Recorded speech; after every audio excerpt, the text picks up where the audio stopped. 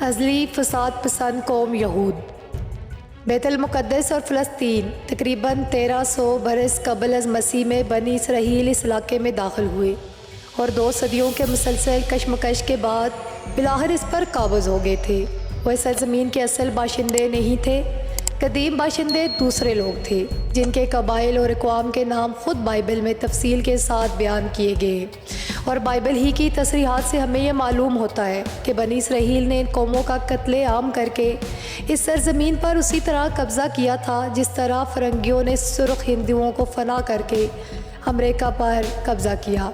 ان کا دعویٰ تھا کہ خدا نے یہ ملک ان کی میراث میں دے دیا ہے، اس لیے انہیں حق حاصل ہے کہ اس کے اصل باشندوں کو بے دخل ہی نہیں بلکہ ان کی نسل کو مٹا کر اس پر قابض ہو جائے۔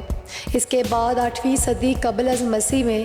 آسریہ نے شمالی فلسطین پر قبضہ کر کے اسرائیلیوں کا بالکل کلا کما کر دیا اور ان کی جگہ دوسری قوموں کو لا بسایا جو زیادہ تر عربی النسل تھی۔ پھر 6 صدی قبل از مسیح میں بابل کے بادشاہ بخت نصر نے جنوبی فلسطین پر قبضہ کر کے تمام یہودیوں کو جلا وطن کر دیا، بیت المقدس کی اینٹ سے اینٹ بجا دی اور ہیکل سلیمانی کو جس سے 10ویں صدی قبل از مسیح میں سیدنا سلیمان علیہ السلام نے تعمیر کرایا تھا، اس طرح پیوند خاک کر دیا کہ اس کی ایک دیوار بھی اپنی جگہ قائم نہ رہی۔ ایک طویل مدت کی جلا وطنی کے بعد ایرانیوں کے دور حکومت میں یہودیوں کو پھر سے جنوبی فلسطین میں آ کر آباد ہونے کا موقع ملا اور انہوں نے بیت المقدس میں دوبارہ ہیکل سلیمانی کی تعمیر کی، لیکن یہ دوسرا وقفہ بھی 300-400 برس سے زیادہ دراز نہ ہوا۔ 10 عیسوی میں یہودیوں نے رومی سلطنت کے خلاف بغاوت کی جس کی پاداش میں بیت المقدس کے شہر اور ہیکل سلیمانی کو بالکل مسمار کر دیا گیا، اور پھر ایک دوسری بغاوت کو کچل کر 135 عیسوی میں رومیوں نے پورے فلسطین سے یہودیوں کو نکال باہر کیا۔ اس دوسرے خراج کے بعد جنوبی فلسطین میں بھی اس طرح عربی النسل قبائل آباد ہو گئے جس طرح شمالی فلسطین میں وہ 800 برس پہلے آباد ہوئے تھے۔ اسلام کی آمد سے پہلے یہ پورا علاقہ عرب قوموں سے آباد تھا۔ بیت المقدس میں یہودیوں کا داخلہ تک رومیوں نے قانوناً ممنوع کر رکھا تھا اور فلسطین میں بھی یہودی آبادی قریب بالکل ناپید ہوتی۔ اس تاریخ سے یہ بات پوری طرح واضح ہے کہ یہودی ابتداءً نسل کشی کے مرتکب ہو کر فلسطین پر زبردستی قابض ہوئے تھے۔ شمالی فلسطین میں صرف 400-500 برس تک وہ آباد رہے، جنوبی فلسطین میں ان کے قیام کی مدت زیادہ سے زیادہ 800-900 برس رہی۔ عرب شمالی فلسطین میں 2500 سال سے اور جنوبی فلسطین میں تقریباً 2000 سال سے آباد چلے آ رہے، لیکن اس کے باوجود یہودیوں کا آج بھی یہ دعویٰ ہے کہ فلسطین ان کے باپ دادا کی میراث ہے جو خدا نے انہیں عطا فرمائی ہے، اور انہیں حق پہنچتا ہے کہ اس میراث کو بزور حاصل کر کے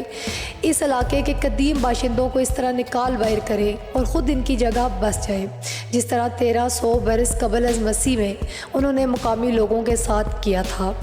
2000 برس سے دنیا بھر کے یہودی ہفتے میں 4 مرتبہ یہ دعائیں مانگتے رہے ہیں کہ بیت المقدس پھر ہمارے ہاتھ آئے اور ہم ہیکل سلیمانی کو پھر تعمیر کریں۔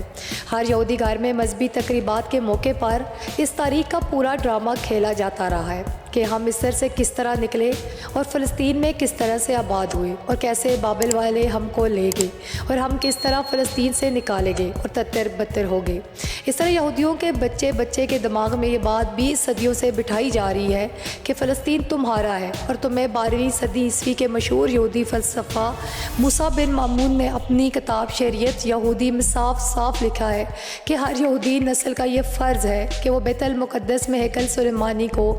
سرے نو تعمیر کرے۔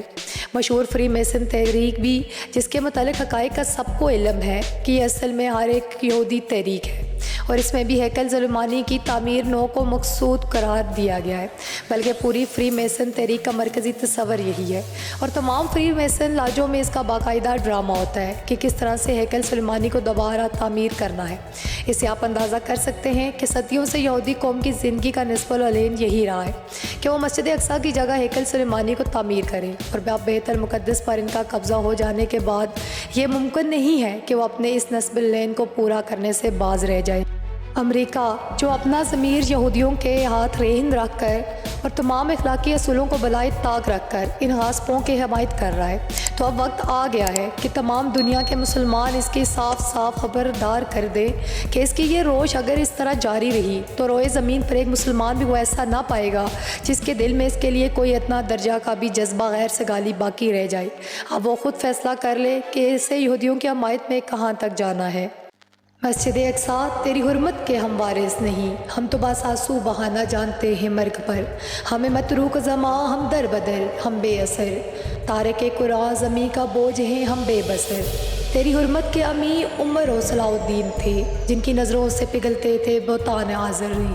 جن کے ہاتھوں میں دیے تھے عرش نے لہو قلم، جن کے پاؤں چومتی تھی بیر و بر کی سرکشی،